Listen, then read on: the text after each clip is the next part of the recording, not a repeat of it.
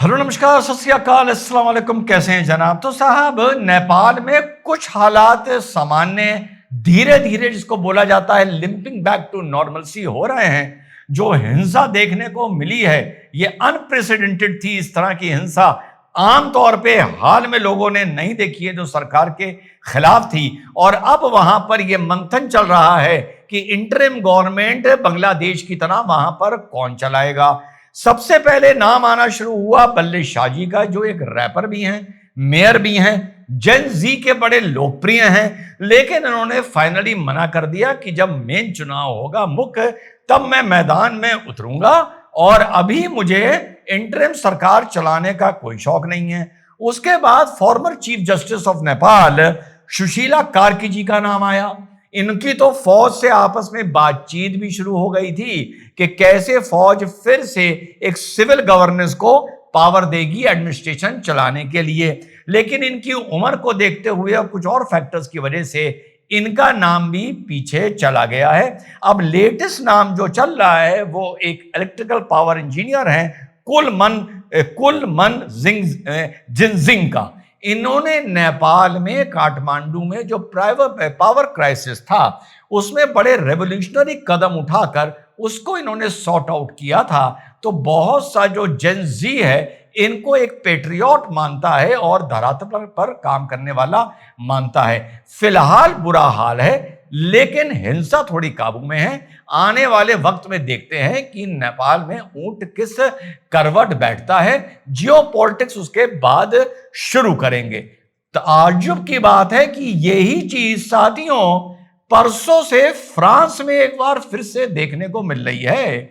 2017 में मैक्रोन जीत के आए थे, दूसरा टर्म है। यूक्रेन का ठेका और इसका ठेका और उसका ठेका ले चुके हैं कि वहां ठीक कर देंगे, वहां ठीक कर देंगे। और फ्रांस खुद अपने इंटरनल करप्शन पॉवर्टी की वजह से और इमिग्रेंट से इन लोगों को बड़ा प्यार हुआ करता था एक जमाने में, उनके चलते राइट्स में स्लिप कर गया है, लॉ एंड ऑर्डर प्रॉब्लम में स्लिप कर गया है।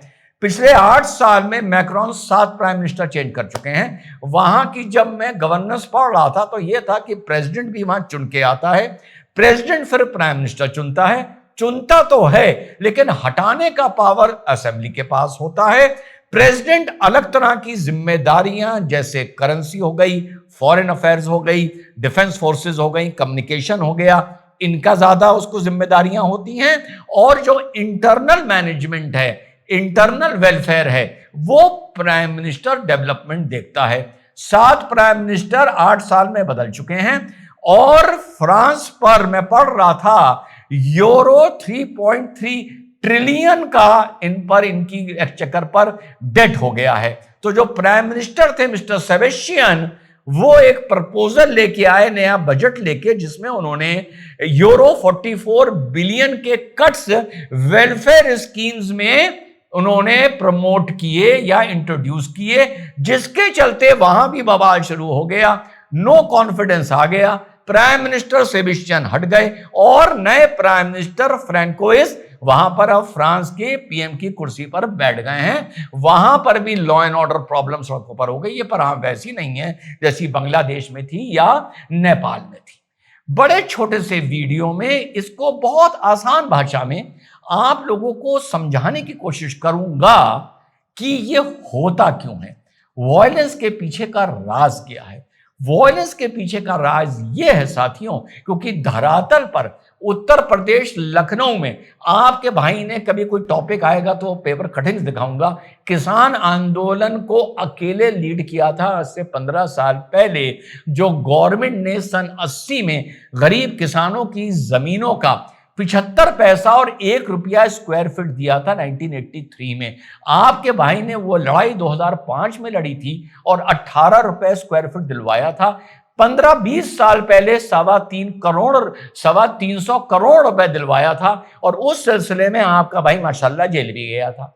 उसके बाद आपके भाई ने नगर निगम जो पटरी दुकानदारों से 10 रुपए और 20 रुपए की पर्ची काटता था, वो लड़ाई धरातल पर आपके भाई ने लड़ी थी और उसका वो भी मैंने पूरे उत्तर प्रदेश में ये वसूली बंद करवाई थी और माशाल्लाह उसमें भी 2 दिन के लिए आपका भाई आंदोलन में जेल गया था। होता यह है साथियों जब भी किसी सोसाइटी में कोई डिस्कंटेंट या असंतोष आना शुरू होता है तो गलती यहां पर होती है कि पूरे असंतोष को पॉलिटिकली मोटिवेटेड कहकर दबा दिया जाता है या इग्नोर कर दिया जाता है। यहां से मुल्कों ने गलतियां करनी, गवर्नमेंट यहीं से शुरू करती है। जब भी कोई डिस्कंटेंट या असंतोष आएगा, कहीं ना कहीं उसमें कोई सत्यता होगी। जब वो असंतोष आना शुरू होगा और सरकार उसको नकारेगी या इग्नोर करेगी या ब्रशिंग अंडर द कारपेट, ये प्रैक्टिकल बता रहा हूं क्योंकि सिर्फ स्टूडियो नहीं, धरातल पर जमीन में आंदोलन लीड किए हैं।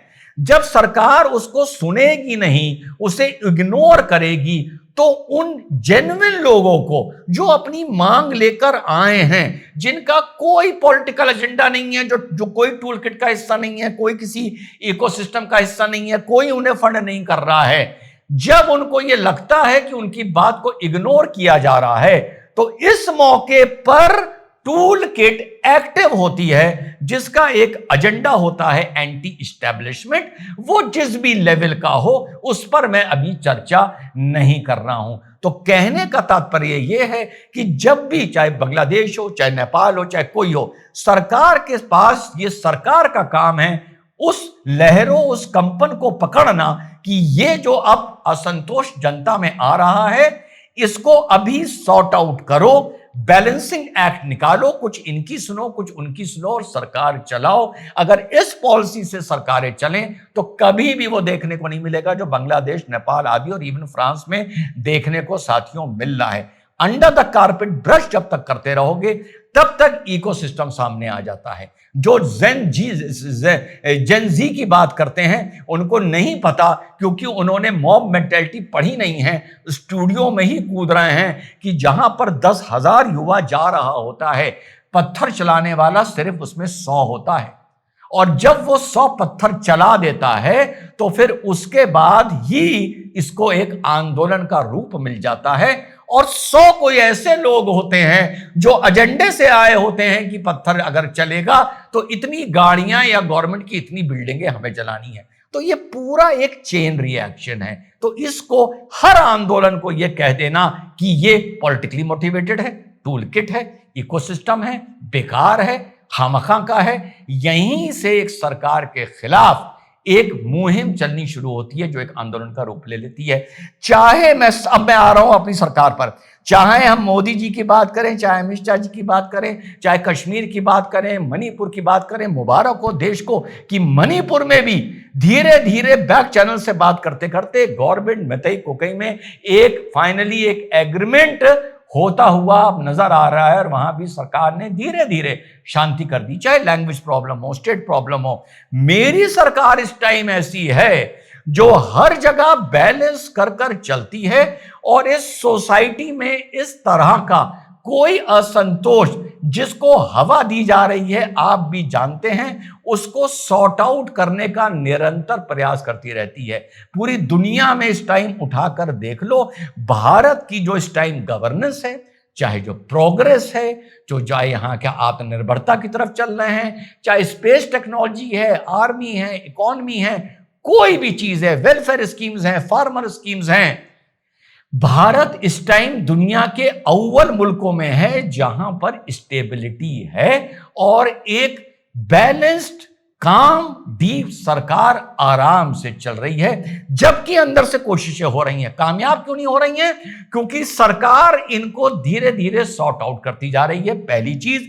दूसरी चीज, इस देश में जो अंदर से हवा दी जा रही है, ये उन चीजों को दी जा रही है जो एग्जिस्ट ही नहीं करती हैं। चौकीदार चोर है, अरे तुम कहां से देश में आंदोलन खड़ा कर दोगे ये बोल के।